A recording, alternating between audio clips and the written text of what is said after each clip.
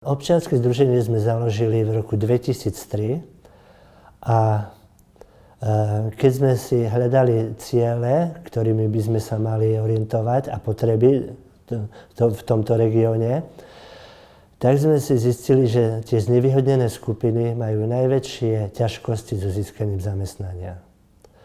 Samozrejme, oblasť vzdelávania je dôležitá, zdravotníctvo je dôležitá, avšak rodina, kde je ekonomické zázemie, kde sa pracuje, dokážu zvládnuť aj situáciu, čo sa týka vzdelávania a ďalších potrebných náležitostí. Takže keď sme si to uvedomili, rozhodli sme sa, že priorita našej orientácie bude zameraná na poskytnutie pracovných príležitostí pre znevýhodnené skupiny občanov. To znamená znevýhodnené v rámci celého globálu, nielen Rómov, ale zdravotne postihnutých a celá škála tejto skupiny občanov.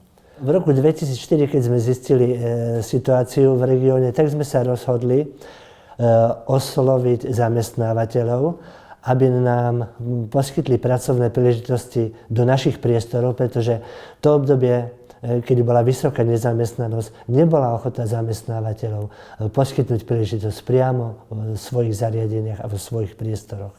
Takže toto cestou sme pokračovali a získali sme pracovnú príležitosť postupne pre 5 až 25 zamestnancov. Formou chránených dielní, montážnych dielní a podobným formou. Dominantným partnerom, ktorý by som zdôraznil vysoko, bola akciová spoločnosť SES Krompachy, s ktorou spolupracujeme nepretržite od roku 2004 do súčasnosti. A tie výsledky tejto spolupráce sú veľmi, veľmi pozitívne. Pracovnú príležitosť, teda pravidelný mesačný príjem. Boli to ľudia, ktorí na to neboli zvyknutí a žili v ťažkých podmienkach a odrazu mohli zlepšiť ekonomickú situáciu svojej rodiny a vlastne aj svojím spôsobom sa nejak adaptovať v spoločnosti, čo tiež má veľký význam. Tých prípadov je viac, kedy zostali slobodné matky s deťmi, muž odišiel preč, neprispieval na rodinu, mali vypnutú elektriku, vodu a žili vo veľmi ťažkých podmienkach a odrazu sa situácia zmenila, opäť sa obnovil ten život, takže z ich strany sme cítili aj obrovskú vďaku. A aj pre nás to bol záväzok udržať tento stav. Tieto priestory, v ktorých sa nachádzame, sú vo vlastníctve Vyššieho územného celku Košického samosprávneho kraja, ktorý máme v dlhodobom prenájme.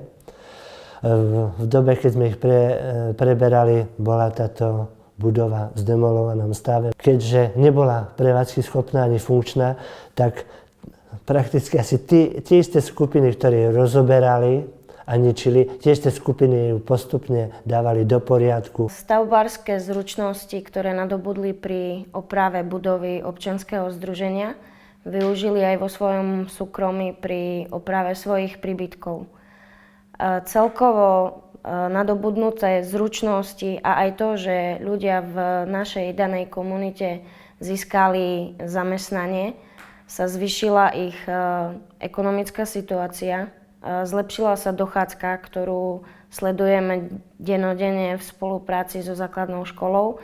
Jednak deti mali čo obliecť, jednak mali desiaty pravidelné a celkovo chod domácnosti je oveľa lepší. Je problém v tom, že lepšie by bolo, keby sa zamestnali obidvaja manželia, na čom so sociálnym podnikom budeme naďalej spolupracovať, aby pri zamestnaní jedného člena domácnosti ten druhý neprišiel o sociálne dávky, lebo potom by sa tá ekonomická situácia celej rodiny nezlepšila.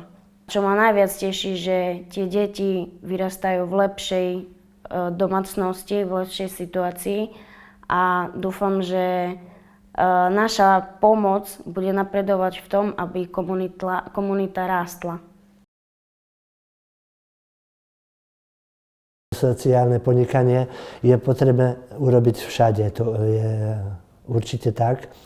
A nie sú to len prínosy, je to odrazu pre tieto skupinu občanov prudká zmena života, tlak na zodpovednosť, tlak na dôslednosť. A toto zvládať nie je pre nich jednoduché. Čiže najlepšie by sa vyjadrili práve títo ľudia, ktorí celý tento proces museli prejsť, zvládať ráno vstať, akceptovať príkazy nadriadených a s tým spodobne. Ja niekedy mám pocit, že niektorým sme tým, že takto museli meniť život, možno aj poškodili, neviem.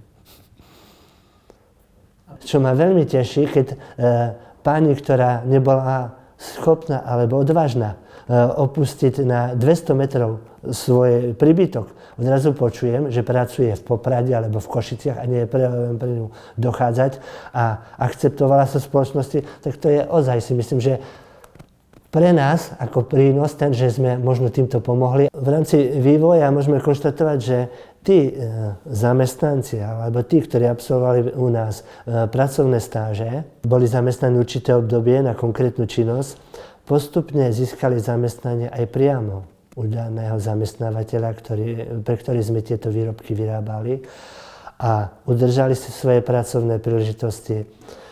Odhadom môžem povedať, že pohybuje sa ich počet okolo čísla 200.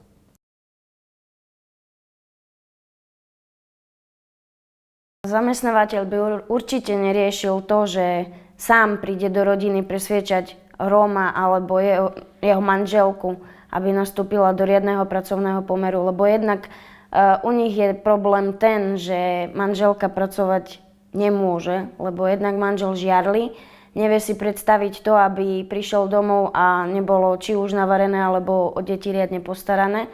Takže sociálny podnik rieši aj tento problém a v spolupráci s komunitným centrom rozprávame s rodinou, aby sme im vlastne vysvetlili, prečo je dobre, keď pracuje žena aj manžel. Sociálny podnik určite rieši rodinu ako celok, rieši ich sociálne problémy, na čož by zamestnávateľ nemal ani čas a ani to nie je v jeho záujme, aby ľudí presviečal o tom, aby išli do pracovného pomeru. A nie je to už Rómov.